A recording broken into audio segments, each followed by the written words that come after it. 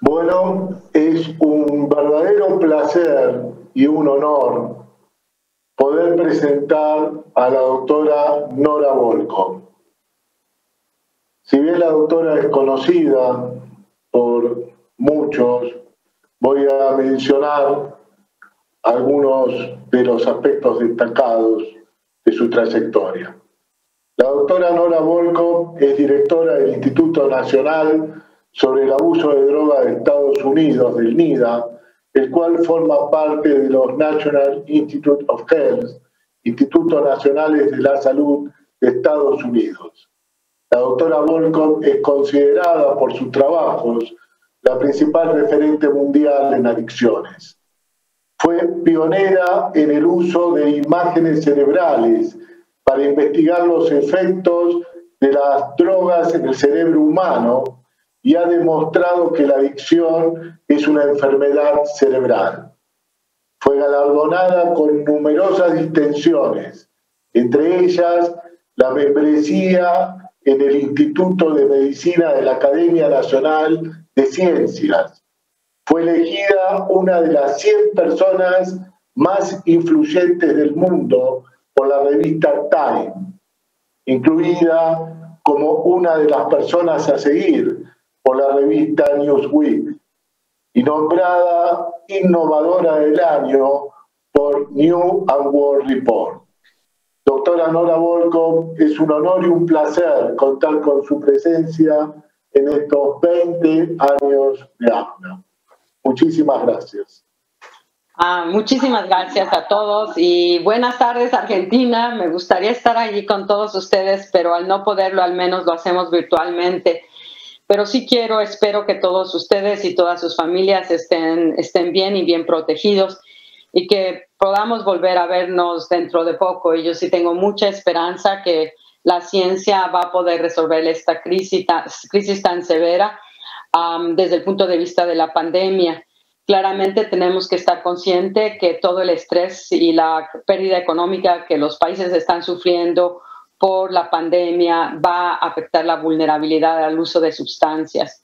Entonces, lo que quiero hoy presentar es tener una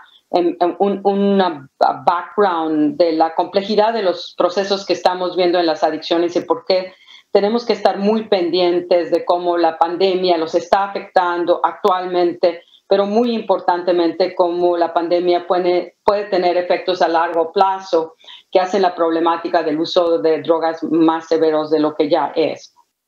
Primero, esto refiere claramente a que sabemos que sí, la adicción es una enfermedad del cerebro humano, pero lo que la provoca, si bien es la directa consecuencia del uso repetido de las drogas, no es el único factor que interviene en este proceso, sino que existen antecedentes desde el punto de vista biológico que pueden hacer a un individuo más o menos vulnerable al uso de las drogas si es que se expone a ellas, y esto tiene que ver con factores genéticos de herencia, pero también tiene que ver con factores del desarrollo, y sabemos actualmente que cuanto más temprana es la edad del uso de las drogas, más alto el riesgo es de que pasen los cambios en el cerebro que resultan en la adicción. Y por la adicción me refiero a ese estado en el cual la persona pierde el control de sí, de la urgencia de tomar las drogas, donde la intensidad es tan severa que no puede reprimirla a pesar de que esto tiene consecuencias muy negativas, incluyendo la conciencia de que no quieren tomar más droga, pero simplemente no pueden controlarse. Entonces eso tiene antecedentes genéticos, tiene antecedentes del desarrollo del cerebro y también tiene claramente importantísimos factores sociales. Y esto se ha estudiado ahora por muchas décadas y los estudios han replicado los hallazgos de que al crecer en un ambiente de alto nivel social de estrés, te aumenta la probabilidad enormemente de un problema de las adicciones. Y a través de la ciencia, lo que ahorita estamos tratando de entender, sabemos bien que estos factores sociales son importantes, que factores genéticos son importantes, pero lo que no sabemos es cómo estos factores ambientales, por qué estos factores ambientales negativos aumentan el riesgo de la persona para volverse adicta, qué es lo que hacen en el cerebro que los hace más vulnerables. Y también, claro, cómo es que tus factores genéticos van a determinar la manera como tú como individuo respondes a un medio ambiente más o menos estresante. Hay variabilidad en todos estos procesos y la ciencia actualmente nos permite estudiar estas interacciones. En esta diapositiva la elijo para que vean lo que básicamente los estudios han mostrado, por qué la vulnerabilidad durante la niñez y la adolescencia a las drogas.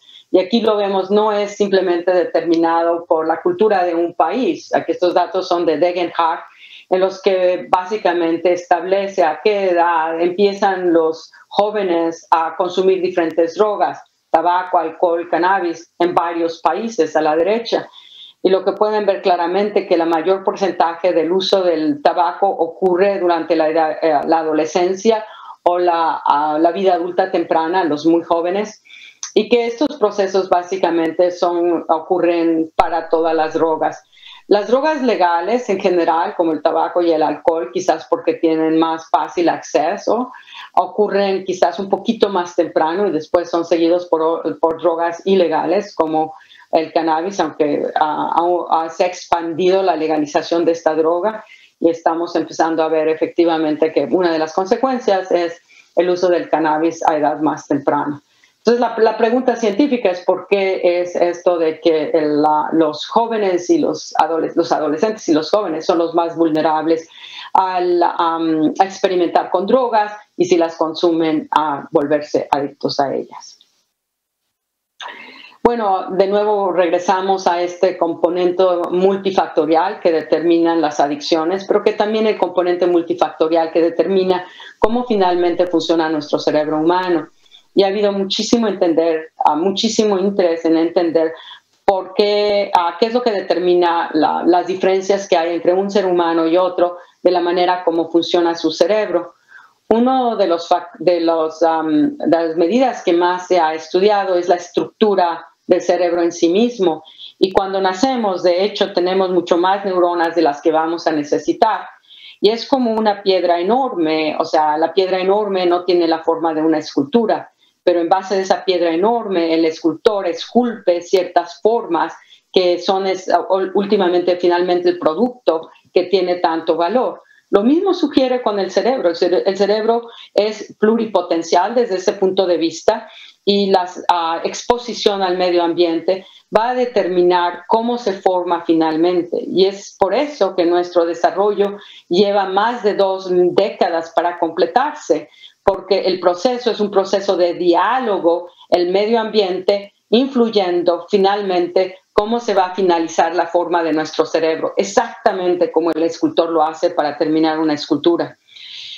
¿Cómo respondemos entonces, cómo termina nuestro cerebro? Tiene que ver importantísimamente cuál es nuestro medio ambiente de estimulación durante la vida fetal, durante la niñez y durante la adolescencia. Pero también está determinada por nuestros genes y en el estudio a la izquierda que ustedes están viendo aquí, lo que ven es cómo cambia el cerebro humano en estructura desde los 5 años, 8 años, 11, hasta los 17 años. Y los colores aquí quiere decir el componente, la importancia de factores hereditarios en determinar la forma final de este cerebro. Cuando uno habla de factores hereditarios, básicamente esto se refiere a estudios que comparan la diferencia entre gemelos idénticos y la diferencia entre gemelos no idénticos. Los gemelos idénticos tienen factores genéticos que son idénticos, pero no es el caso de los que no son idénticos. Pero sin embargo, tanto los gemelos idénticos como los no idénticos comparten el mismo medio ambiente. Entonces, base a estas comparaciones, los investigadores pueden determinar en la influencia del cerebro humano cuántos factores, cuál es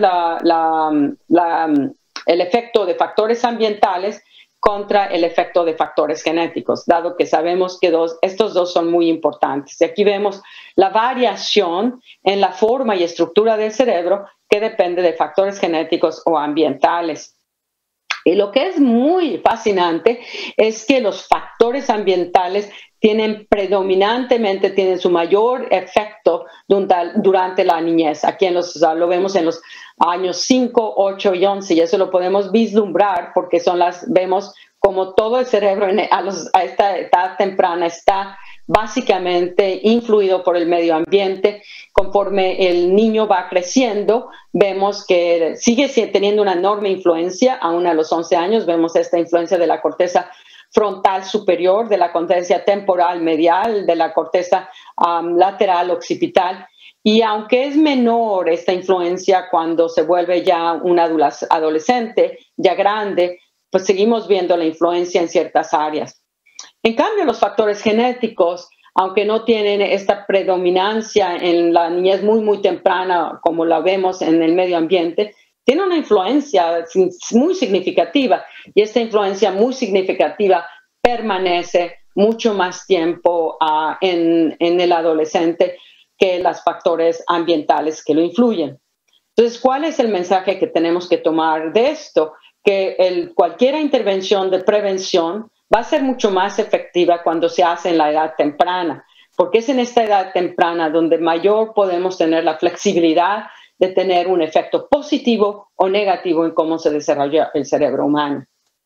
Hay otros componentes que son también muy importantes de considerar cuando hablamos del desarrollo del cerebro humano, y es que el cerebro humano, como les dije, no nace como va a terminar siendo como un adulto. Ciertas áreas del cerebro están mucho más desarrolladas que las otras. Por ejemplo, es crucial para el bebé tener las áreas que tienen que ver con básicamente la sed y el hambre y la expresión emotiva, están totalmente desarrolladas, porque si no están desarrolladas, ese bebé no va a poder no va a poder comer, no va a poder comunicarse con la madre que está sufriendo por hambre o porque está incómodo. En cambio, las áreas de la corteza, como la corteza prefrontal, llevan muchos años en formarse, y de hecho, básicamente no se forman hasta como al principio de los años, cuando la persona tiene 20, 21, 20, hasta 24 años. Entonces, el adolescente se encuentra en un estado donde hay una predominancia de los sistemas emocionales límbicos sobre los sistemas de la corteza frontal, que son necesarios para regular nuestras emociones, nuestros deseos, para establecer conceptos abstractos y poder llevar a cabo todas las actividades complejas que finalmente un adulto va a tener que hacer.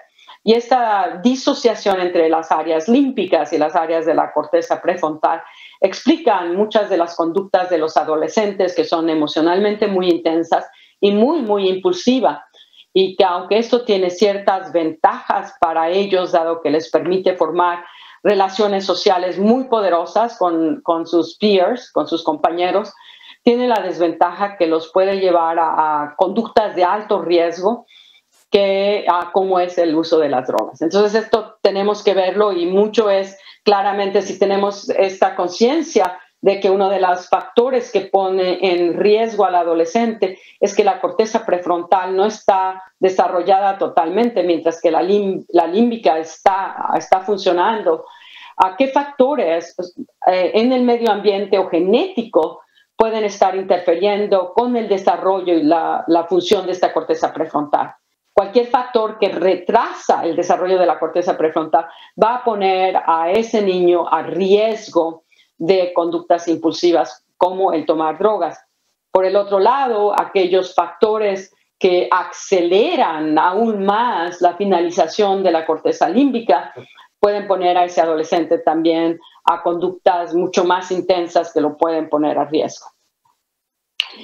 Una de las áreas que ha sido más fascinante, que ha sido posible dado la creación de grandes datos que emergen con estudios como los que estamos haciendo en NIDA, que es el ABCD, que es el Adolescent Brain Cognitive Development, que estamos haciendo un estudio longitudinal en 12,000 niños a través de los Estados Unidos de 9 a 10 años, en donde tomamos imágenes de sus cerebros cada 2 años y hacemos una caracterización de su fenotipo, tanto del punto de vista cognitivo, del punto de vista conductual, motórico, de sueño, de actividad física, de salud médica, y también de su contorno social. Y esto nos ha dado, como son 12,000 niños, muchísimo poder para poder estar estableciendo factores de cómo el medio ambiente adverso afecta negativamente el crecimiento del cerebro humano.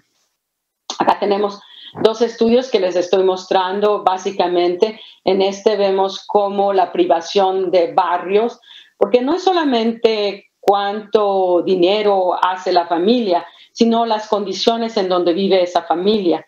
Entonces, en aquellas familias que viven en barrios muy pobres, donde no tienen acceso a buena salud médica, donde no tienen acceso a buenos alimentos, ni a escuelas de buena calidad, lo que estamos viendo en estos estudios es que cuanto más hay de privación en estos barrios, peor es la capacidad cognitiva de estos niños. Y también cuanto más severa es la deprivación, más pequeños son los volúmenes de la corteza frontal, tanto de corteza superior frontal y lateral, como de corteza medial, donde se encuentra el cingulate gyrus, y de la corteza orbitofrontal, que son fundamentales para poder ejercer self-regulation, regulación personal. Y estas áreas son de las áreas más afectadas por esta deprivación social. Este es otro estudio diferente donde ven los efectos de la exposición al plomo, que sabemos que son neurotóxicos en el cerebro humano, particularmente durante la niñez. Pero lo que los investigadores hacen es ver la influencia de los niveles de plomo de muy poco a muy alto en función de que si los niños vienen de una familia con poco dinero, con dinero medio o con una clase media alta. Y aquí ven los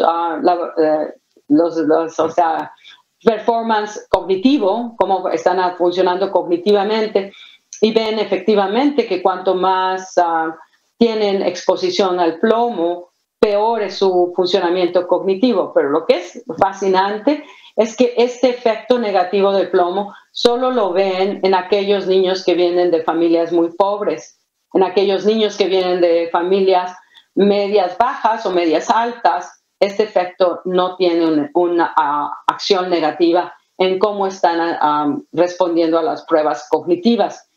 Y lo mismo sucede con la corteza cerebral. Aquellos niños que tienen mucha exposición al plomo tienen superficies de la corteza mucho más pequeñas, volúmenes mucho más pequeños, pero solo aquellos que vienen de familias pobres.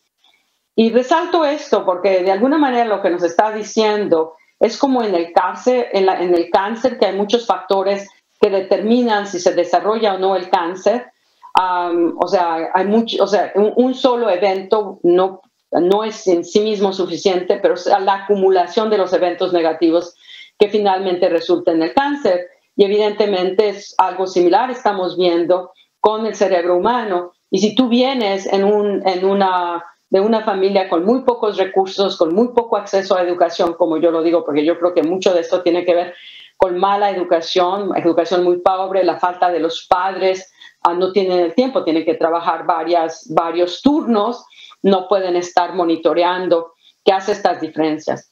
Y quiero que vean algo, porque yo creo que esto es básicamente fundamental. Y al hablar de la epidemia y la pandemia, lo que va a tener las consecuencias, vean las consecuencias, o que estos son los efectos en sí mismo del plomo en los niños pobres.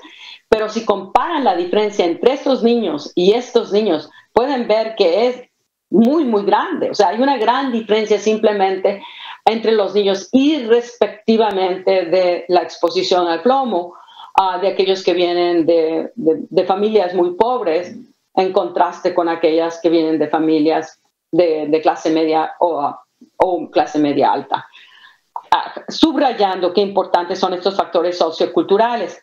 Y cuando uno viene aquí y dice, bueno, les estaba hablando, o sea, la corteza prefrontal es fundamental para poder contrabalancear la intensidad emocional de la adolescencia. Ustedes pueden empezar a entender por qué estos niños que crecieron en lugares de privación son más vulnerables, puedan ser más vulnerables a conductas riesgosas como el uso de las drogas.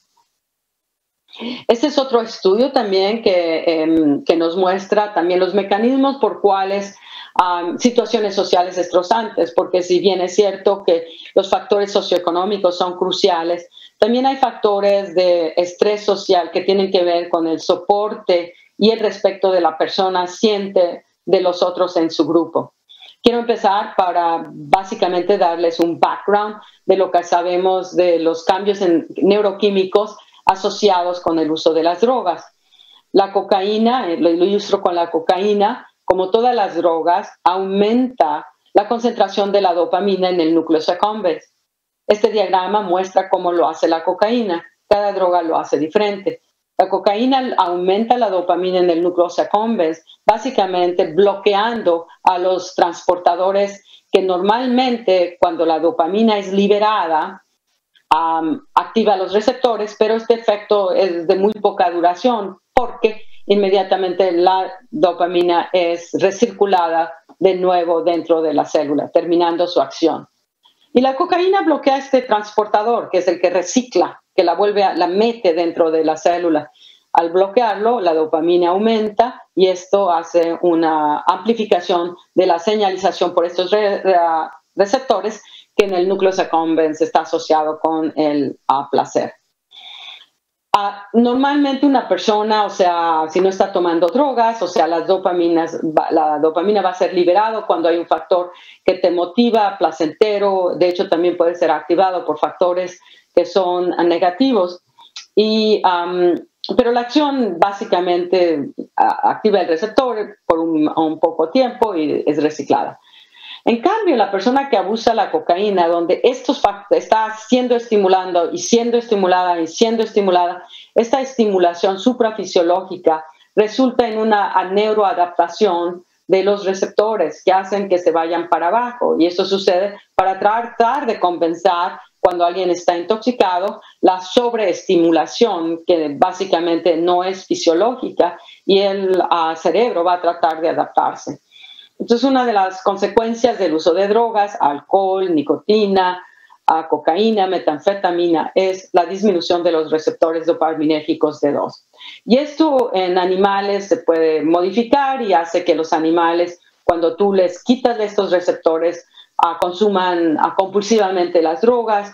Si a un animal que has vuelto adicto le pones receptores usando técnicas genéticas, interfieres con el uso de la droga. Estos receptores, estas proteínas en sí mismas, tienen un papel muy importante determinando la vulnerabilidad de alguien de tomar drogas. Y este estudio que fue hecho en primates, en monos, los llamamos en México, monitoreó los receptores dopaminérgicos en animales primero que habían estado creciendo toda su vida aislados en una caja. En ellos mismos, en una jaula, y esto es tremendamente estresante para cualquier primate. O sea, el aislamiento es de las cosas más estresantes que le podemos hacer a una persona. Y vemos que en estos animales los receptores están muy, muy bajos, o sea, como probablemente dado las condiciones tan estresantes por el vivir aislado. Pero ponen a estos animales, después les cambian el medio ambiente, los ponen en jaulas con muchos otros animales, y se esperan 3 meses a que se formen las diferentes capas jerárquicas. Y entonces, ya que se formaron, vuelven a medir los receptores y ven que aquellos animales que se volvieron dominantes aumentaron los receptores en el cerebro. En cambio, aquellos que se volvieron subordinados, no, y permanecen con receptores muy, muy bajos. Entonces tomaron estos animales con receptores altos y compararon con los receptores de los animales subordinados que tenían receptores bajos. Les ofrecieron la oportunidad de administrarse cocaína, que es lo que ven a la derecha, y ven cómo los animales subordinados con receptores muy bajos rápidamente se administran grandes cantidades de cocaína, mientras que los dominantes no. O sea, esto es el placebo y vemos que no hay básicamente diferencia significativa en estos animales dominantes. No se administran cocaína en grandes dosis para nada y tiene que ver en parte muy importante con que tienen niveles muy altos de receptores dopaminérgicos. Pero lo que nos está diciendo en este estudio es cómo un factor social, el ser subordinado, que es altamente estresante, puede producir un estado en el cerebro que te hace vulnerable, porque resulta en la disminución de los receptores dopaminérgicos. Aquí, como los tenemos en estos animales aislados, no hicieron el estudio, pero yo hubiera predecido que si hubieran dado la oportunidad a estos animales cuando estaban aislados de consumir cocaína, la hubieran consumido. No cuando ya se volvieron dominantes, que aumentan los receptores, pero cuando estaban aislados. Y nos identifica un factor que podemos hacer una intervención para evitar que aquellos niños que están viviendo en situaciones sociales de discriminación, por ejemplo, que es básicamente el equivalente de ser subordinado, podemos hacer intervenciones para evitar que esto suceda y en ese proceso protegerlos contra el uso de las drogas. Y esto básicamente es estos conocimientos que estamos desarrollando, están informando cómo hacer medidas de prevención. Y quiero enfatizar que la acción más importante que podemos hacer para evitar las consecuencias negativas de las drogas y la adicción es invertir en prevención. Es básicamente prevención universal y prevención individualizada a aquellos individuos que tienen más riesgo. Ha habido muchísimo trabajo de cuáles son las intervenciones de prevención que funcionan y básicamente es fácil de describir aquellas intervenciones que disminuyen el riesgo porque tienen que ver con tanto factores individuales como factores sociales, como factores familiares extremadamente importantes, como el uso de sustancias durante la vida temprana, el acceso a estas drogas y la pobreza. Y claramente uno de los, cuando decimos, bueno, ¿cómo podemos bofetear los efectos negativos de la pobreza? Y les voy a dar ejemplos como si hay intervenciones que pueden minimizar los efectos negativos de la pobreza y en el proceso proteger a los niños cuando se vuelven adultos de tomar drogas. Y estos son los factores de protección que hay que básicamente aumentar, hacer intervenciones para aumentar el control personal, ayudar a los padres a aprender cómo monitorear y estimular a sus niños, fomentar relaciones positivas, aumentar básicamente la capacidad y el reconocimiento académico y tener políticas de gobierno que minimizan el acceso a drogas que básicamente son muy negativas. Y en los barrios establecer lazos comunitarios que puedan fortalecer las interacciones de estos jóvenes y sus padres.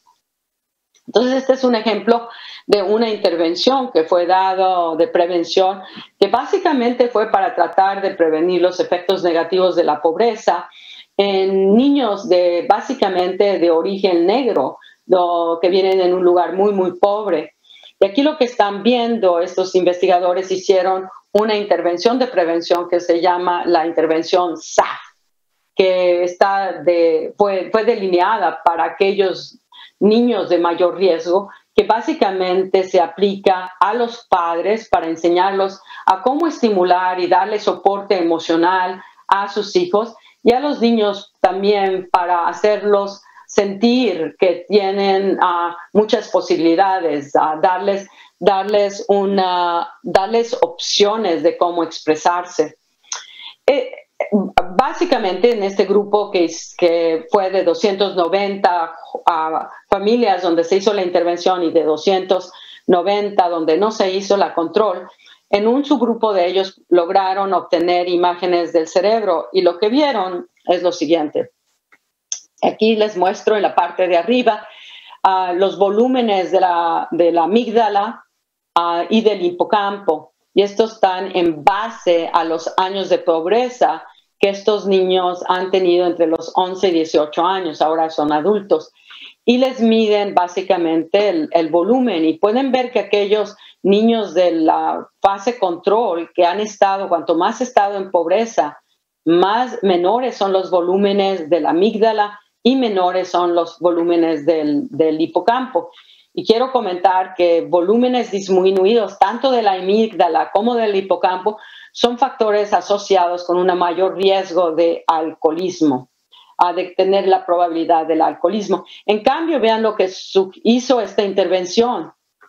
interfirió con los cambios negativos en el cerebro de estar tantos años en un estado de pobreza. No hay diferencia entre aquellos niños que no tuvieron condiciones de pobreza y de privación con aquellos niños que tuvieron al menos 6 años de pobreza. Y desde el punto de vista de las consecuencias conductuales, vemos que la pobreza en este grupo de familias negras, en las mujeres la pobreza aumenta el riesgo de la obesidad. En cambio, en los hombres, en esta cultura, aumenta el riesgo de del uso de sustancias de abuso.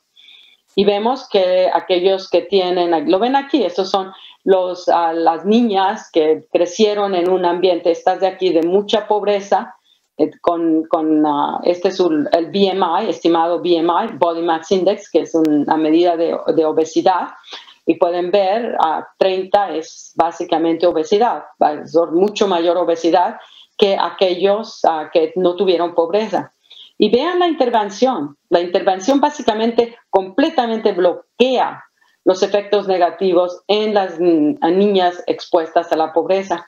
Exactamente lo mismo que sucede con los niños, pero con el uso de sustancias. Ven el uso de sustancias mucho más en los niños que vienen de ambientes pobres que aquellos que vienen de ambientes no pobres. Pero esto no sucede en aquellos que tuvieron la intervención, ilustrando cómo intervenciones de prevención pueden de hecho evitar los efectos negativos de haber crecido en un ambiente de pobreza.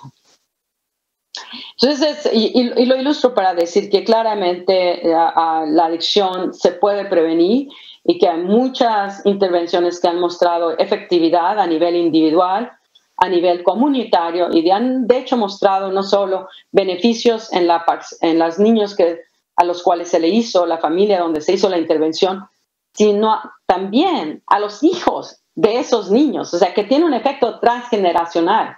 Por eso digo que es la intervención más importante que podemos hacer como países. El otro componente que también quiero clarificar es que las adicciones se pueden tratar, y si bien es cierto que no tenemos muchos medicamentos y que la adicción es una enfermedad crónica, entonces el tratamiento no es como un antibiótico que te dan y te curas, sino el tratamiento tiene que mantenerse por tiempos prolongados. Pero también, o sea, le permiten, como sucede con muchas de las enfermedades crónicas, como la diabetes, como la hipertensión, aun cuando son enfermedades crónicas y no te curas, puedes vivir una vida totalmente normal si mantienes el tratamiento. Lo mismo con las adicciones. Y aquí vemos también cómo, si bien es cierto que el cerebro se cambia por las drogas, también es cierto que, disculpen esto porque se movió, que el cerebro se puede recuperar.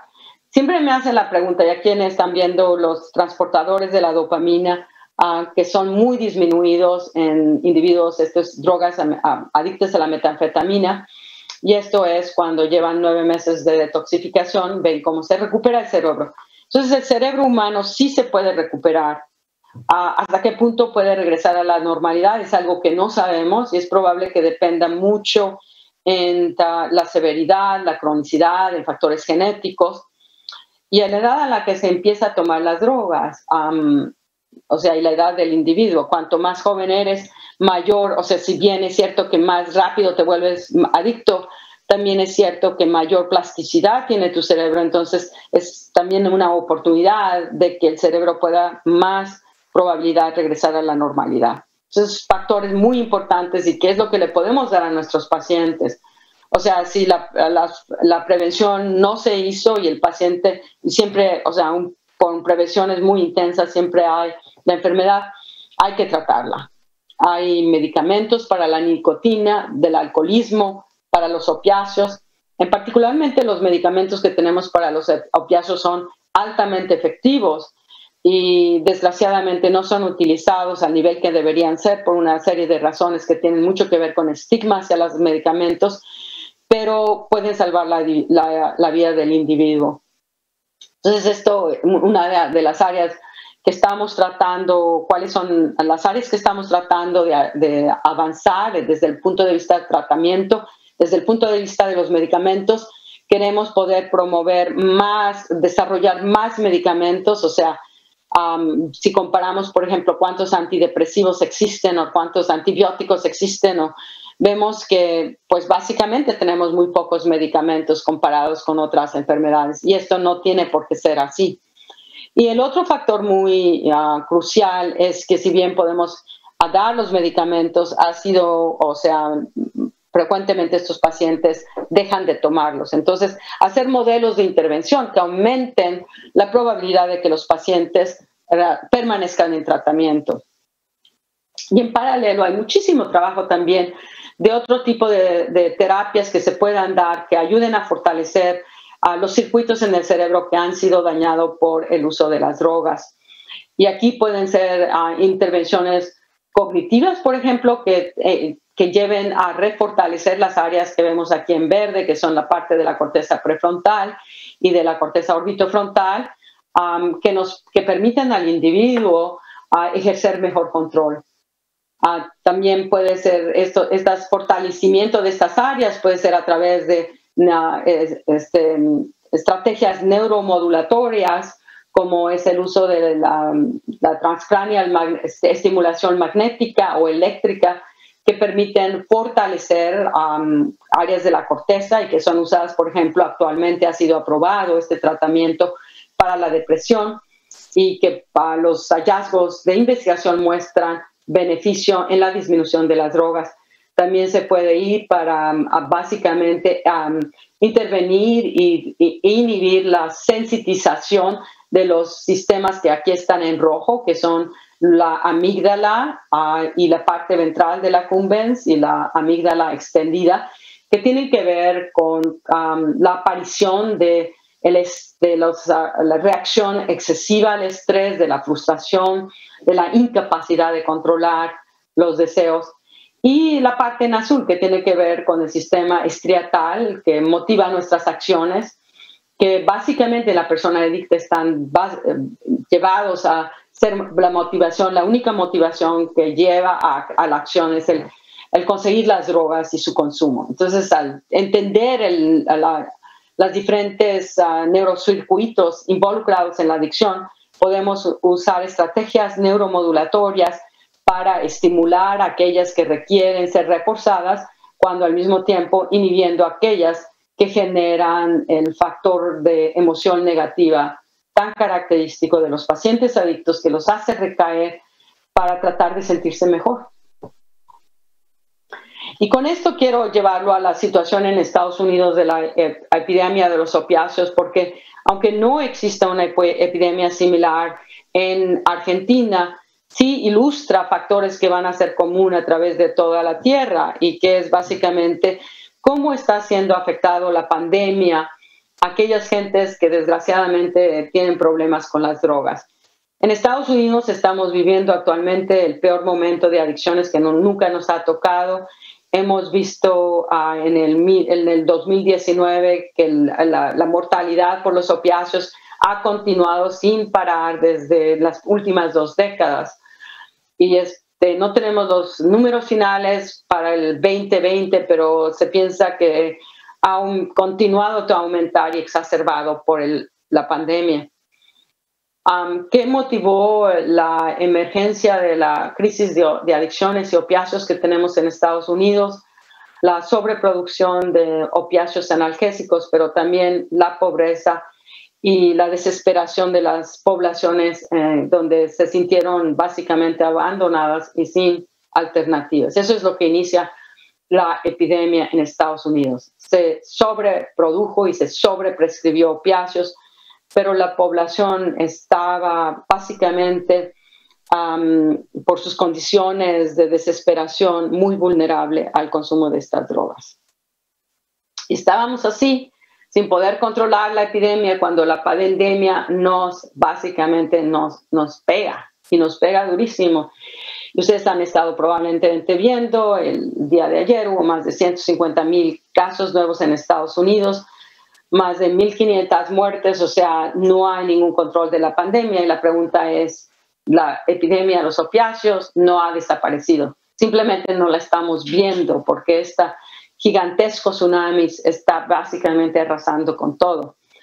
Pero nosotros que trabajamos en el área de las investigaciones, claramente estamos viendo las consecuencias tan nefastas en aún más a las gentes con problemas de adicciones. Primero, a niveles generales, hemos visto que en Estados Unidos el consumo de la droga se ha ido para arriba. El consumo de la droga para el alcohol, el consumo para la droga de la marihuana, pero también las sustancias ilícitas, y es lo que ven aquí. Y está marcado en marzo, porque fue en marzo cuando se hizo la Declaración de Emergencia Nacional y se establecieron las prácticas de distanciamiento social, que son altamente estresantes, claramente, pero que eran necesarios para evitar que la pandemia tuviera efectos aún más negativos de los que ha tenido.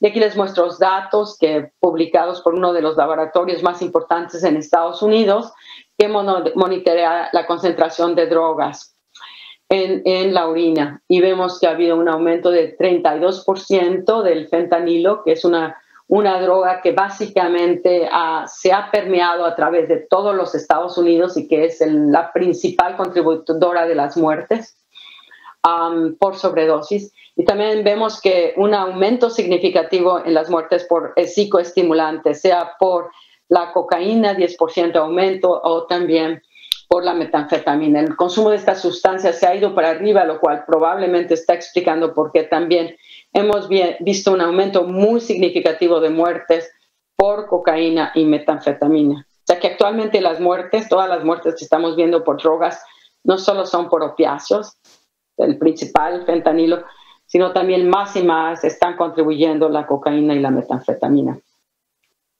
Estos son datos de sobredosis, o sea, ha sido también muy difícil tratar de obtener datos al día de lo que está sucediendo con las muertes por opiáceos o otras drogas, porque el sistema médico está totalmente saturado por los casos de COVID. Muchas de las autopsias no se están haciendo por todas las gentes que están muriendo. Entonces, estos son los datos más recientes que he podido conseguir, que muestran que en mayo hubo un aumento de 42% de la sobredosis. Esto representa datos en todos los Estados Unidos. Y estos son datos por estados que muestran a principios del 2020 cómo ha aumentado las muertes relacionadas con drogas. O sea, esto está al principios del 2020, donde la situación no era tan catastrófica como la tenemos actualmente. Y puedes ver, estos son estados para los cuales había datos a cómo se ha ido para arriba las muertes por drogas, por sobre lo que había en el 2019, donde vimos un aumento por las muertes también por drogas. O sea, que siguen aumentando, pero la diferencia se ha dado un brinco para arriba. Y esto yo espero, básicamente está significando que más y más gente en desesperación están consumiendo drogas. Y por eso lo digo, aunque la situación no sea la misma en Argentina, esta situación de estrés, yo podría predecir, también va a causar un aumento del uso de drogas, incluyendo del alcohol. Y el otro lado de la ecuación es, o sea, si tú tienes un problema de drogas, ¿cuál es tu probabilidad de que te infectes con COVID? Y si te infectas con COVID, ¿cómo afecta la probabilidad de que tengas una presentación severa o que mueras? Y aquí vemos los datos. En la parte de arriba ven el aumento de riesgo de infección en general para todas las sustancias, las enfermedades de sustancia, del uso de sustancias. Este es el alcoholismo, aumenta tu riesgo 7.7 veces, para la cocaína 6.5, para el cannabis 5.3, para los opiáceos es la más alta, 10.2, para el tabaco es 8.2. O sea que básicamente los opiáceos, el tabaco y el alcohol aumentan enormemente el riesgo de que la persona se infecte. ¿Y cuáles son los factores que llevan a esos cambios de alto riesgo de infección? Probablemente en parte que las drogas hacen vulnerablemente, la mayor parte de los alcohólicos fuma y los fumadores tienen básicamente problemas pulmonares que probablemente los hacen a más riesgos y reciben cierto nivel de infección, de virus, de infectarse. Y los opiáceos y muchas de estas drogas, como el cannabis, interfieren con el funcionamiento inmunológico, lo cual también probablemente tiene que ver con el mayor riesgo.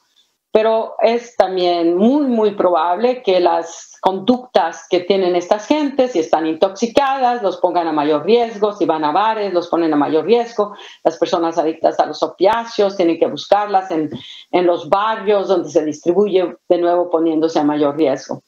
Y lo que también es muy trágico es que sí se infectan, aquí tienen las tasas de mortalidad entre los pacientes con COVID y con trastornos del uso de las sustancias para los negros y para los blancos en Estados Unidos. Esta es la mortalidad en general de la población en Estados Unidos. Vemos que los negros mueren más que los blancos cuando tienen COVID y esto se ha replicado a muchos niveles. También los hispanos mueren más que los blancos. Tiene que ver con la falta de acceso a los sistemas médicos de calidad. Pero vean a las personas con problemas de adicción. Sea que sean blancos o sean negros, el aumento de la muerte, el riesgo de muerte es mucho, mucho más alto. Es casi el doble de lo que vemos en individuos que no tienen adicciones. O sea que la mortalidad se va para arriba. Y esta mortalidad también es aún peor en aquellas personas de negras o hispanas que tienen un problema de las adicciones. Identificando como lo que decía, que si tienes ya un factor de riesgo, te llega otro y las consecuencias se amplifican. Y es exactamente lo que estamos viendo, desgraciadamente, pero que tenemos que ser muy conscientes porque implica que individuos con adicciones, las adicciones deben ser considerados como un factor de riesgo para la infección de COVID y para mayor riesgo de tener efectos negativos. Así como se considera la diabetes, así como se considera la hipertensión. Los problemas de las adicciones aumentan los riesgos. ¿Por qué? Muchos factores. Ya los he hablado un poco de ellos. Los efectos de las drogas en la fisiología del cuerpo. O sea, claramente reconocemos el tabaquismo como uno de los factores más importantes contribuyendo a las enfermedades pulmonares, incluyendo el cáncer de pulmón y de las vías respiratorias altas. Hemos también aprendido que el vapeo, que creíamos que era tan seguro, no lo es y que puede crear problemas agudos de insuficiencia pulmonar muy severa, lo cual si tienes un virus que básicamente entra a través de las vías respiratorias, claramente te pone a una gran desventaja. Los opiáceos tienen muchos efectos muy negativos que van a aumentar los riesgos. O sea, primero, interfieren con la oxigenación de la sangre porque disminuyen la respiración, también interfieren, producen edema en los pulmones, interfieren con el sistema inmunológico, promueven el síndrome metabólico, todos ellos aumentando los riesgos. Los psicoestimulantes, la cocaína, la metanfetamina producen vasoconstricción severa. De hecho, la metanfetamina es un factor de riesgo para la hipertensión pulmonar. El cannabis también tiene efectos proinflamatorios que pueden exacerbar la presentación y además también se consume a través de la inhalación, creando procesos inflamatorios de las vías aéreas. Efectos farmacológicos claramente tienen que ver con esto. Pero también hay efectos estructurales, sociales, que están contribuyendo. Vean, una de las clínicas de metadona en marzo, cuando ya se sabía que teníamos un problema en nuestras manos, cuando se estaba promoviendo la distanciamiento social, los tratamientos de metadona no podían atender a las gentes porque eran tantas y no tienen el espacio. Esta es la manera como se tratan. Entonces hubo que haber cambios de públicos muy importantes para permitir que se pudiera llevar la metadona a sus casas por 4 semanas, lo cual antes no se hacía, para permitir que a través de la telemedicina se pudieran prescribir buprenorfina. Y pues esto es los únicos factores que nos han podido mitigar un poco de la problemática. Pero también tenemos mucho más probabilidad de las gentes que consumen drogas de acabar en las prisiones, las cárceles. Y vean el hacinamiento que existe en estas prisiones y cárceles. Y esto ha sido horriblemente problemático en Estados Unidos porque las infecciones de COVID se han diseminado como fuego. Y esto ha llevado a que hayan dejado salir a muchos presos que no eran violentos a la comunidad. Muchos de ellos sin ningún tipo de soporte y acaban viviendo en la calle también donde los riesgos de infección muy alta. Todos estos factores, claro, contribuyen, pero también quiero decir que otro factor muy, muy, muy terrible que está afectando a todos y que tenemos que tener muy presente es los efectos del distanciamiento social, la pérdida de los soportes comunitarios. Y esto nos afecta a todos, nos hace más vulnerables a la ansiedad, a la depresión, a veces tomar conductas que quizás no son tan benéficas. Pero a una persona que está tratando de recuperarse, de tomar menos drogas, esto es devastador. Y lo hemos estudiado muchos investigadores, esto se ha conocido, qué importantes son los factores sociales. Y les presenté primero a los niños y a los adolescentes cómo influye el crecimiento del cerebro, pero nos sigue afectando a través de todas nuestras vidas. Y aquí tenemos, hace más de 2 décadas, que se mostró que animales en los que se les daba la oportunidad, estos estudios fueron dados en ratas, se les daba de las oportunidades de estar en medios complejos donde tenían mucha oportunidad de muchas actividades, interacciones con otros animales, no consumían heroína. Y esto más recientemente fue replicado por investigadores de NIDA, donde hicieron una modificación de ese estudio. Pusieron a los animales en una de estas cámaras donde se hacen tradicionalmente estudios para ver cuántas veces el animal aprieta para la palanca para recibir una droga, en este caso la heroína, la metanfetamina, lo que sea. Y las ratas, si tú las pones ahí solitas en su cámara, rápidamente aprenden a apretar la palanca y a administrarse las drogas. Pero lo que hicieron los investigadores, que fue muy genial, fue poner 2 palancas, darles una alternativa. La palanca a la izquierda les da heroína, la palanca a la derecha les da la oportunidad de básicamente interaccionar con otra ratita.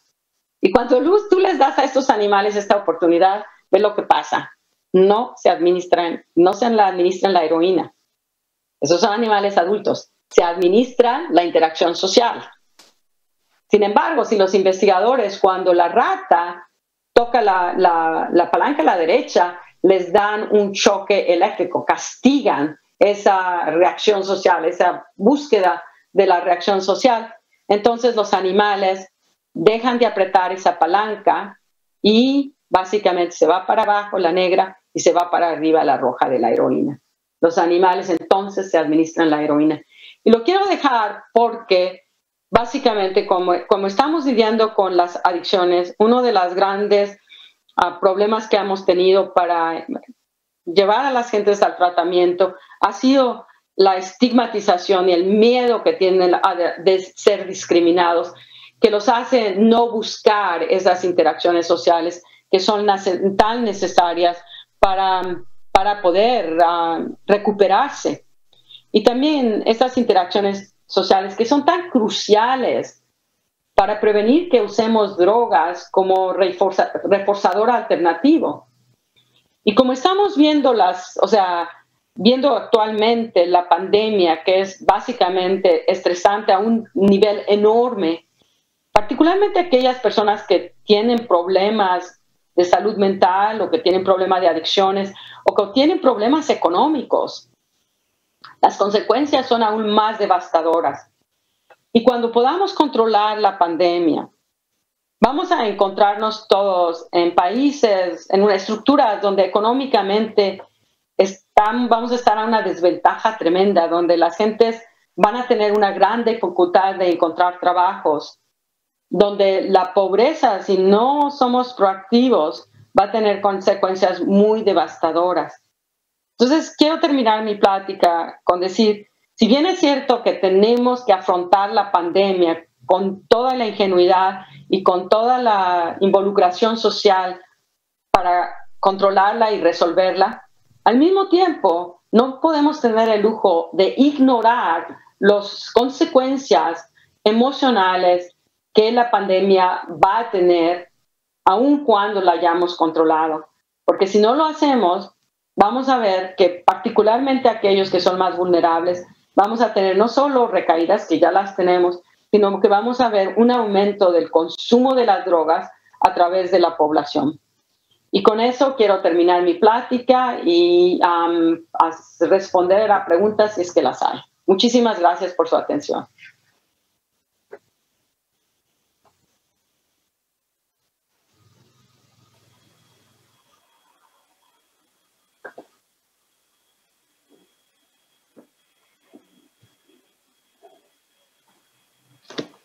El mío está activado.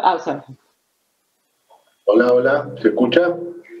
Yo lo escucho muy bien, Sebastián. Bueno, en primer lugar, profesora Nora Volkov, muchísimas gracias, excelente su conferencia como siempre. Esta vez sorprendió porque además de articular los conocimientos neurocientíficos tan vastos que siempre transmite esta articulación con los conceptos sociales, ha sido realmente magnífico. Así que muchísimas gracias por esta enseñanza que nos deja. Vamos ahora a abrir un espacio, un workshop de preguntas que lo van a coordinar diferentes magísteres. Va a estar dirigido este workshop por el doctor Guillermo Dorado. El doctor Guillermo Dorado es médico especialista en psiquiatría de la Universidad de Buenos Aires, magíster en psiconeurofarmacología de la Universidad Favaloro, profesor de la misma maestría. Fue presidente de ABNA, de la Asociación de Psicofarmacología y Neurociencia Argentina. Es profesor adjunto de la maestría en drogadependencia de la Universidad de El Salvador. Profesor de la carrera de especialidad en psiquiatría de la Universidad Católica. Miembro del Consejo Consultivo del Colegio Latinoamericano de Neuropsicofarmacología. Fellow del Colegio Internacional de Neuropsicofarmacología y director médico de GENS. El doctor Guillermo Dorado va también a recibir la colaboración para este workshop, ya que estamos teniendo cerca de 1.200 personas escuchando esta conferencia. Así que va a estar coordinado también con la doctora Marcela Weisman Campos. La doctora Marcela Weisman Campos es médica psiquiatra de la Universidad de Buenos Aires, magíster en psiconeurofarmacología de la Universidad Favaloro, profesora de la misma maestría, neuróloga cognitiva y profesora de la maestría de drogadependencia de la Universidad de El Salvador. Van a intervenir también desde el Uruguay la doctora Teresa Pereira, médica psiquiatra, magíster en psiconeurofarmacología de la Universidad Favaloro, que es profesora adjunta de clínica psiquiátrica de la Facultad de Medicina del Uruguay, coordinadora en Uruguay de la Asociación de Psicofarmacología y Neurociencia Argentina, ABNA, y la doctora Laura Sarubo, médica psiquiatra, psicoterapeuta, magíster en psiconeurofarmacología de la Universidad Favaloro, es profesora agregada de clínica psiquiátrica de la Facultad de Medicina del Uruguay, coordinadora en Uruguay de ABNA, de la Asociación de Psicofarmacología y Neurociencia Argentina, y especialista en psicogeriatría de la Asociación de Neuropsiquiatría Argentina, ANA. Así que los dejo a los especialistas en adicciones para coordinar este workshop con la doctora Nora Volkov. Muchísimas gracias. Muchísimas gracias, Nora, como siempre, muy estimulante escucharte y tu generosidad a la hora de transmitir conocimiento, siempre agradecida. Vamos a intentar, junto con Marcela Weisman, dar respuesta un poco al aluvión de preguntas que están llegando, que motivan siempre tus intervenciones. Así que, en principio, por ejemplo, yo tengo una primera donde una colega habla del aumento de nuevos consumidores de sustancias por el COVID, que es algo que vos ya de alguna manera nos explicabas. Yo me quedé pensando un poco también en las particularidades en los Estados Unidos, ya con una epidemia preexistente de opiáceos. Era esperable que esta situación se agravara todavía más y de alguna forma con el correr del tiempo tendremos los datos que vos bien decís todavía es muy difícil tener. Ahora bien, ¿tenés alguna referencia, por ejemplo, porque todo esto tiene que ver con la facilidad de acceso? ¿Qué está pasando con estas otras drogas de fácil acceso? Ni hablar del alcohol, pero por ejemplo, las nuevas drogas psicoactivas o la facilidad hoy a partir del cannabis y el aceite de cannabis propuesto como una herramienta medicinal, o incluso sustancias que se consiguen por internet, como los cannabinoides sintéticos o las sintacaínas o las sales de baño, etcétera, digamos. ¿Tenés algún tipo de referencia respecto del uso de estas sustancias y qué impacto están teniendo? Sí, hay datos sobre esto. Por ejemplo, lo que se vio rápidamente con el COVID es que se fue para abajo el acceso a medicamentos opiáceos. Entonces, y esto tiene que ver con los pacientes no estaban yendo a ver a sus médicos, no se prescribían los medicamentos. Entonces, eso tuvo un efecto. Desde ese punto de vista, ellos viendo la accesibilidad de estas drogas para la diversión, eso fue positivo. Eso no quiere decir que también tuvo efectos negativos de pacientes que sí los requerían y no lo pudieron obtener. Pero por el otro lado, lo que hemos estado viendo en base a en las áreas entre México y Canadá y en los puertos donde entran las drogas, que ha habido muchos aumentos de la entrada de drogas como el fentanilo. Particularmente el fentanilo es el que se han encontrado muchísimo en todas estas regadas de la policía y los agentes que las están monitoreando. Los datos más consecuentes, porque básicamente están monitoreados, es, o sea, el consumo del alcohol, porque puedes ver cuánto alcohol se vende, tanto en las tiendas de alcohol como a través del internet, y esto se ha ido más del doble. Y también podemos ver desde el punto de vista del consumo del cannabis, porque el cannabis en Estados Unidos se ha legalizado en la mayor parte ahora de los estados. Entonces puedes ver cómo ha aumentado los impuestos, la entrada de impuestos de los estados, cómo se ha ido para arriba en el 2020, porque se ha vendido mucho más cannabis. Y es de ahí donde sabemos, y de nuevo, el consumo aparentemente ha ido al menos al doble. Entonces no es algo poco. Desde el punto de vista de la metanfetamina, también hemos visto que ha aumentado la metanfetamina, pero ahí hay diferencias geográficas dependiendo de dónde está el acceso.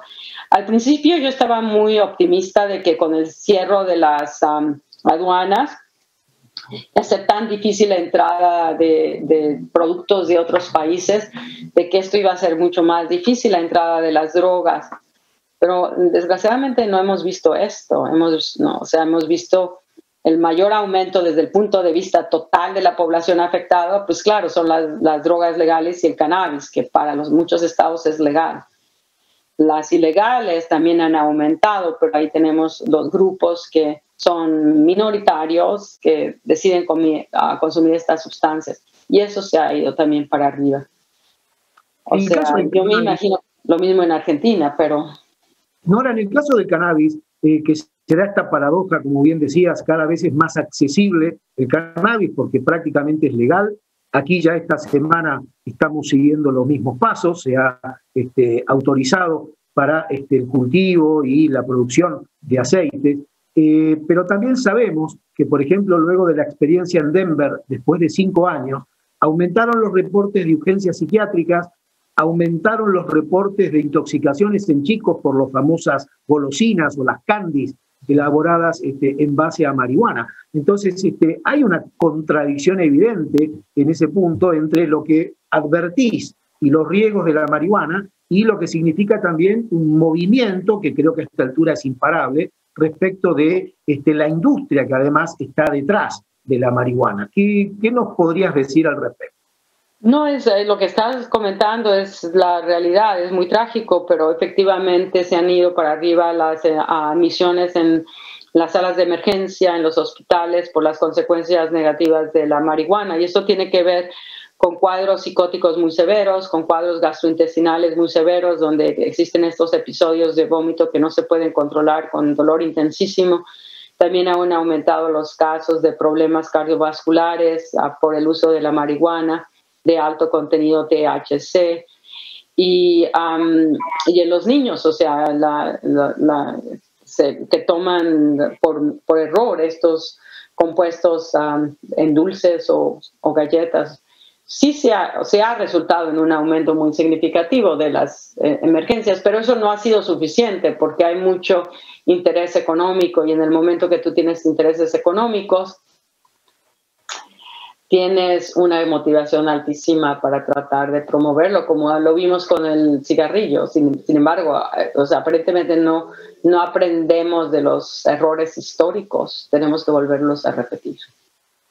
Marcela Guayman, como tenemos montones de preguntas, vamos a ir mechando entre las... Gracias, Nora, por tu presentación, y aprovechando que hablamos de marihuana, ¿cuál pensás que sería el potencial tratamiento farmacológico en los próximos años para la adicción a marihuana?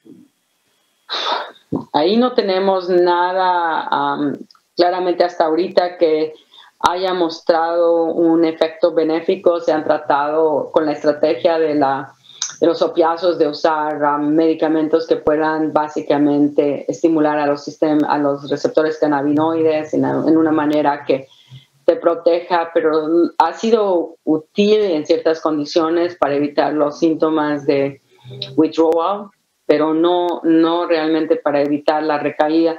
Lo que estamos viendo, y lo estamos haciendo para todo tipo de adicciones, no solamente para la marihuana, es que tenemos que cambiar nuestra estrategia. En vez de tratar de conseguir un medicamento casi milagroso que te va a quitar todo el deseo y toda la problemática que vienen con las adicciones, tratar síntomas específicos. Y, por ejemplo, una de las cosas que los pacientes adictos a la cannabis te dicen es que requieren el cannabis para dormir. Y aunque quieran dejar de tomarlo, no pueden porque no duermen. Y el no dormir es altamente perjudicial para el cuerpo y para las emociones.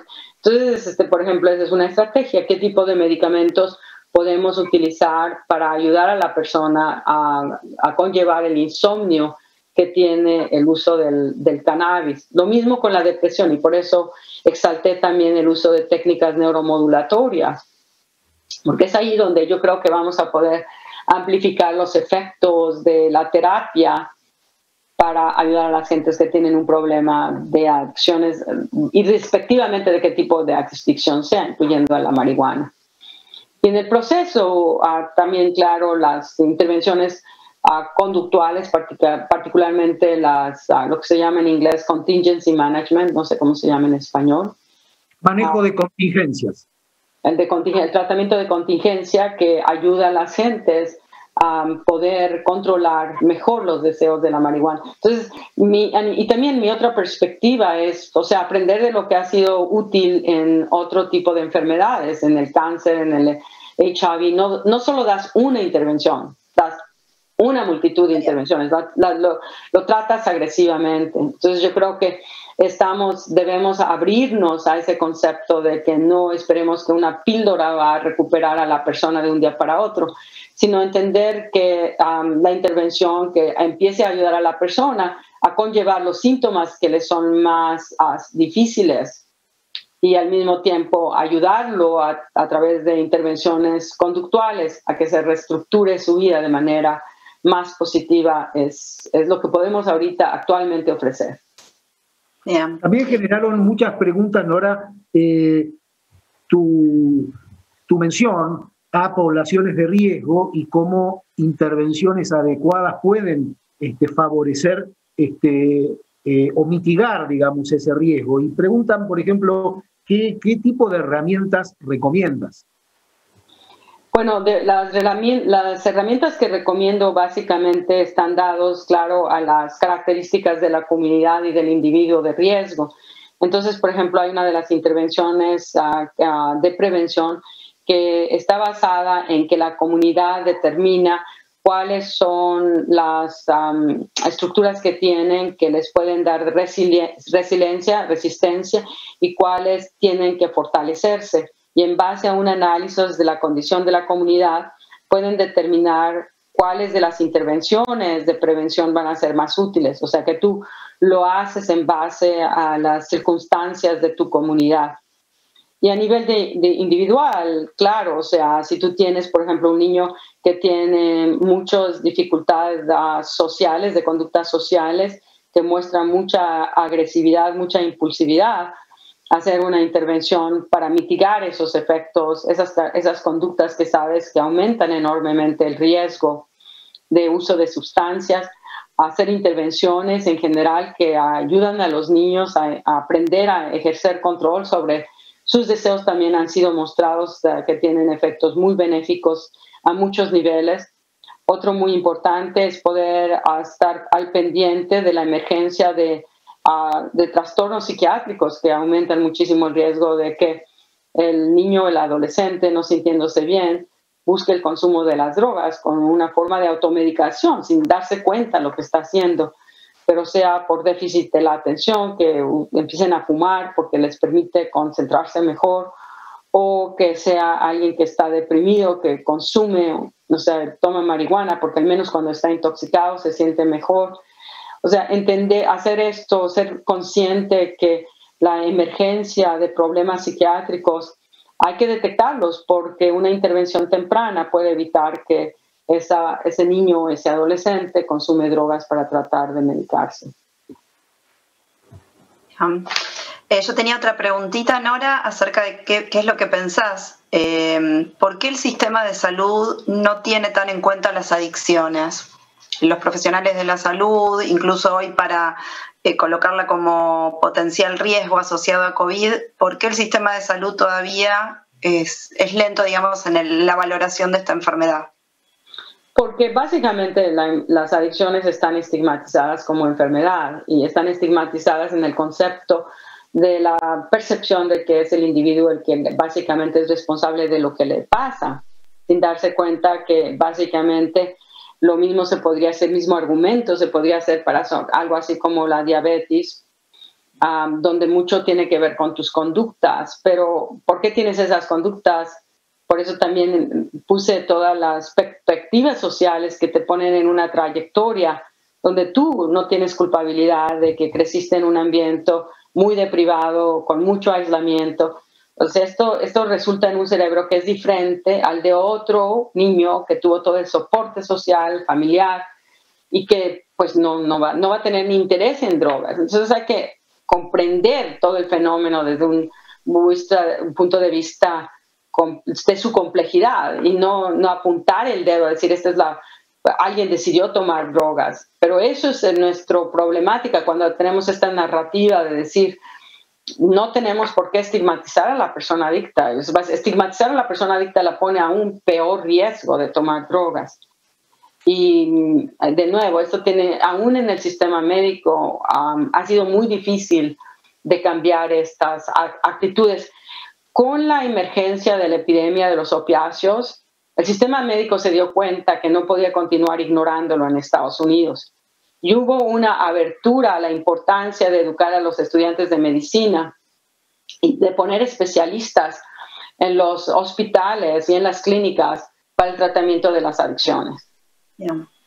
Desgraciadamente ahorita con todo lo del COVID, todo este momento que llevábamos básicamente se ha ido para atrás, ¿no? O sea, no creo que vaya desaparecido, pero la prominencia que tenía entonces ya no existe por toda la urgencia del COVID. Nora, también, además de la disponibilidad de drogas, hemos visto cierta tendencia a desvíos conductuales en lo que uno podría llamar tecnoadicciones u otras adicciones comportamentales. ¿Cuál es tu visión sobre esta parte?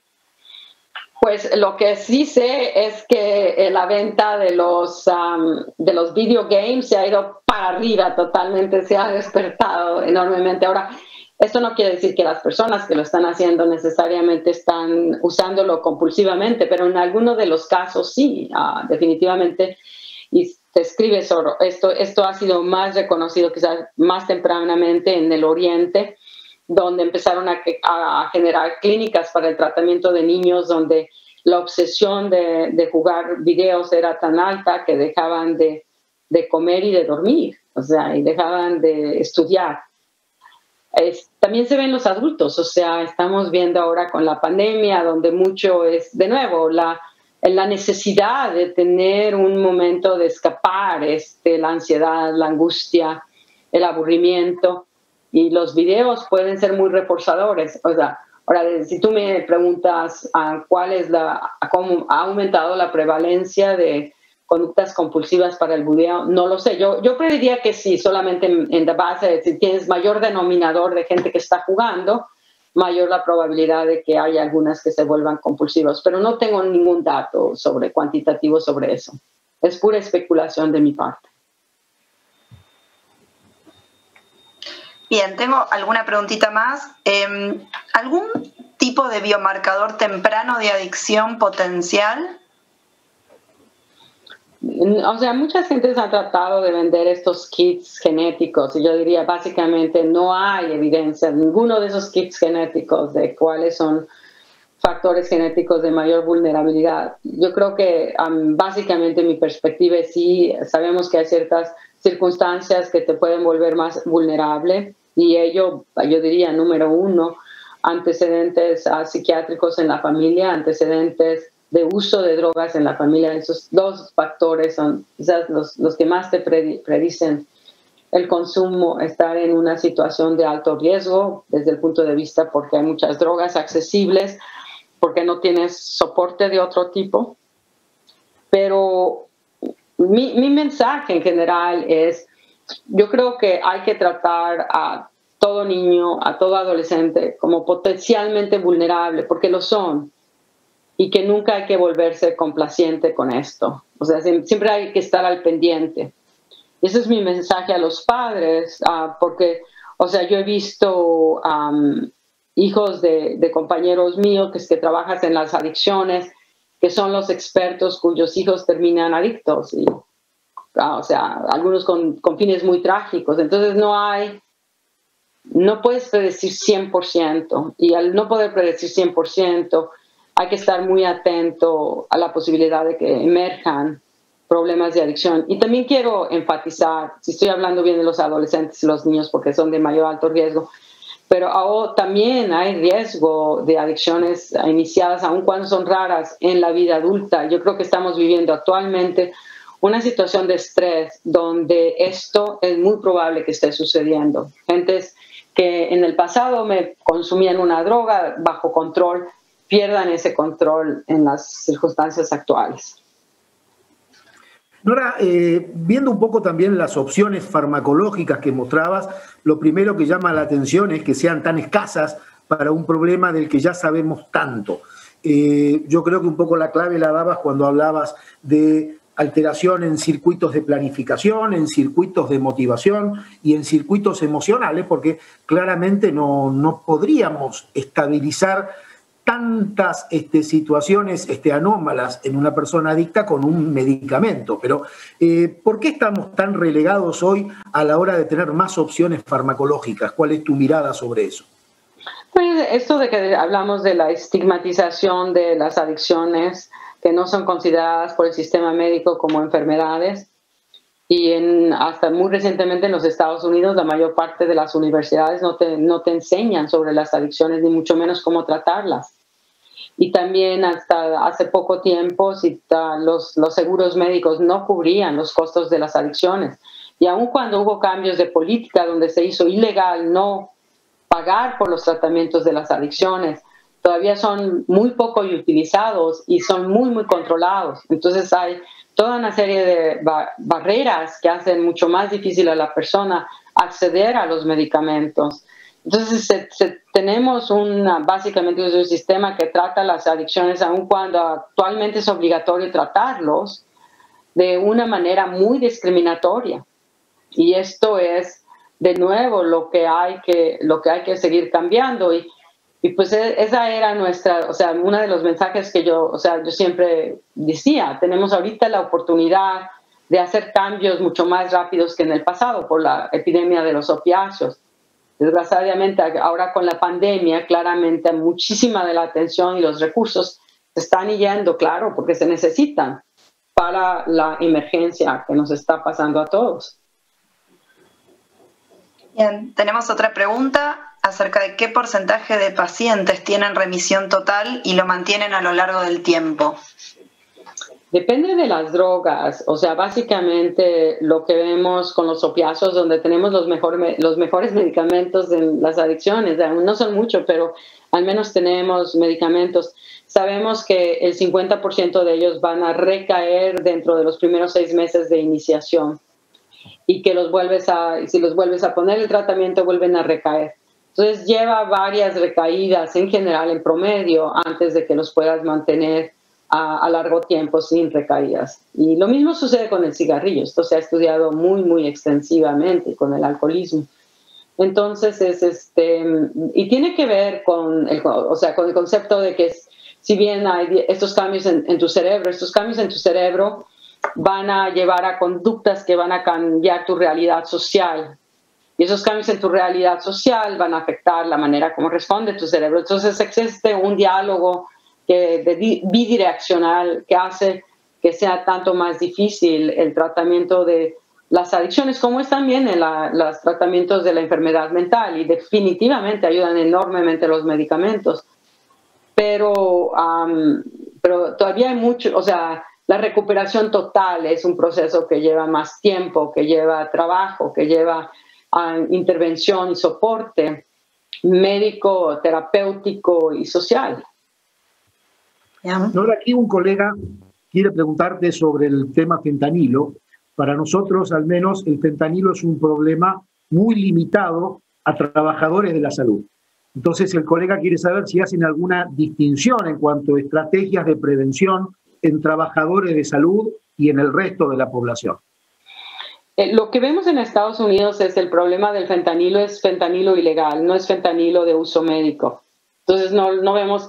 O sea, sí se había documentado que los anestesiólogos, los médicos de salas de emergencia tienen mayor riesgo a volverse adictos a los opiáceos porque tienen acceso a medicamentos como el fentanilo. Pero no es la problemática que actualmente estamos viviendo. O sea, en Estados Unidos, el año pasado hubo más de 32,000 muertos solo por fentanilo ilegal. Este fentanilo viene de China y básicamente... Y fue un problema que surgió muy rápido en Estados Unidos, o sea, no lo teníamos lo teníamos muy poco, y en los últimos 7, 8 años se ha escalado, o sea, es impresionante cómo se ha ido para arriba. Y no solo es el fentanilo es el principal, pero hay otros medicamentos análogos al fentanilo, incluyendo el carfentanilo, que fue el que causó las muertes en Rusia por ser tan poderoso. O sea, estos medicamentos que están entrando a Estados Unidos, que también están entrando a Canadá, que también están empezando a entrar en Europa, son muy peligrosos, altamente peligrosos, y yo sí espero que no vayan a llegar a Sudamérica. Desgraciadamente me temo que puede esto sugerir en el futuro, como lo vemos, como los carteles, o sea, si pierden mercado en un país, quieren extender en otro. Pero hay que estar al pendiente. Yo siempre lo he hablado mucho, o sea, y he tenido este discurso con México, porque México está al lado de Estados Unidos, y muchas de las drogas, a veces que vienen por China, pasan por México para ver, y han empezado a haber aumento de las muertes por fentanilos en las comunidades nortes del país, exactamente en las comunidades que están cerca de Estados Unidos, de la frontera con Estados Unidos. Lo han empezado a ver, o sea, que se ha aumentado. Por lo cual no hay que ser complacientes. Yeah. Nora, también un colega te pregunta, supongo que en tu condición de directora del Instituto Nacional de Drogas, tu opinión sobre la despenalización de la cocaína en Oregon. Bueno, yo siempre he sido una propuesta que no podemos criminalizar a la persona adicta, y que, o sea, el poner a una gente en prisión por el consumo de drogas es inadecuado. O sea, estamos hablando de una enfermedad del cerebro que hace que la persona lo consuma de una manera automática y con pérdida del control. Entonces, yo no creo en la criminalización de las personas. Y en Estados Unidos esto ha tenido un efecto muy negativo, porque ha llevado a un exceso de encarcelamiento de hombres negros en particular, por el consumo de la cocaína. Entonces, o sea, lo que yo me opongo muchísimo es a la legalización en las legalizaciones, en donde tú puedes vender estas drogas abiertamente, porque lo hace mucho más accesible, cambia la normatividad. Pero yo sí creo que tenemos como países a tratar a las adicciones y a la persona adicta como una persona que requiere ayuda médica, no una persona que tienes que poner en la cárcel. O sea, al ponerlo en la cárcel lo pones a mucho mayor riesgo de recaída. O sea, el estrés social de estar en la cárcel, el aislamiento, es exactamente lo opuesto de lo que quieres hacer como intervención para darle chances de recuperarse. Sí, descriminalizar no es lo mismo que regular. Correcto. Descriminalizar no es lo mismo que regular. Sí, no, decriminalizar básicamente es el proceso donde tú no pones a una gente en prisión o cárcel por el consumo de drogas. Regular, básicamente, legalización es básicamente tú puedes vender las drogas y hacer el dinero que quieras, y esto tiene muchísimo, básicamente, fuerza, porque da, por un lado, impuestos a los estados, es lo que hemos hecho con la marihuana, pero el otro genera una industria donde hacen dinero en base a volver a las gentes adictas. Esa es la problemática, lo vemos con el alcohol, lo vemos con el tabaco, o sea, pero no estamos aprendiendo con las consecuencias de esto. Bien. Hay tiempo para una preguntita más. Guillermo, no sé si tenés alguna. Tenemos tiempo. A mí concretamente me impactó mucho el trabajo sobre la privación de barrio, la condición social y posibles estrategias de prevención. Lo que realmente obligaría como responsabilidad a nuestros dirigentes a tener una mirada más responsable sobre ese área. La verdad, a mí me impacta saber entonces que la morfología cerebral de poblaciones carenciadas ya va a significar entonces población mucho más vulnerable a las adicciones o a otras cosas.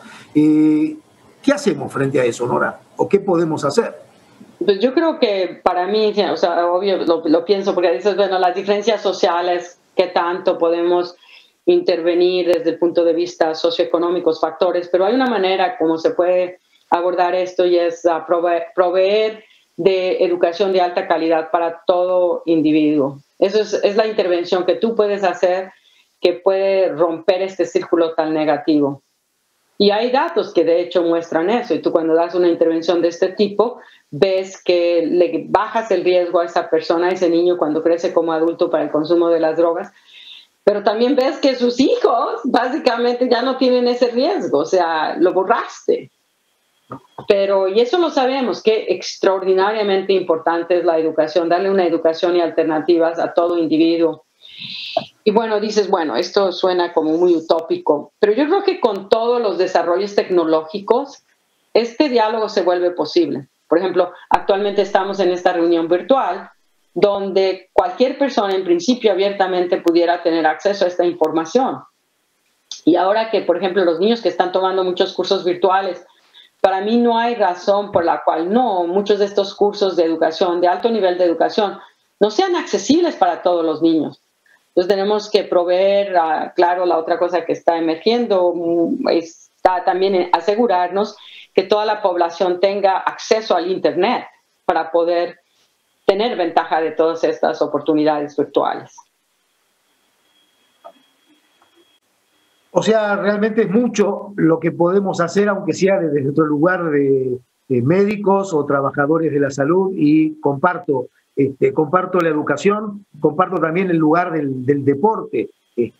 Me parece fantástico, incluso hay experiencias muy motivadoras en poblaciones carcelarias, y cómo organizarse con deporte significa opciones de vida diferentes.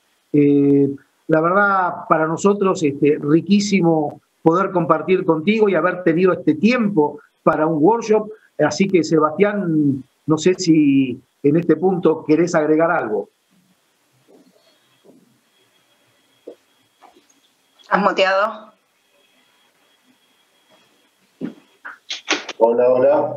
Hola, dime. Sí, simplemente agradecer muchísimo nuevamente a la doctora Nora Volkov por esta excelente exposición que nos ha enseñado tanto y nos ha transmitido tanto conocimiento. Realmente creo que esto nos deja un camino a seguir y muchas cosas que tenemos que realizar para poder combatir, como ella dice, esta tremenda epidemia. Nuestras palabras de agradecimiento son infinitas, profesora, por su participación en este aniversario.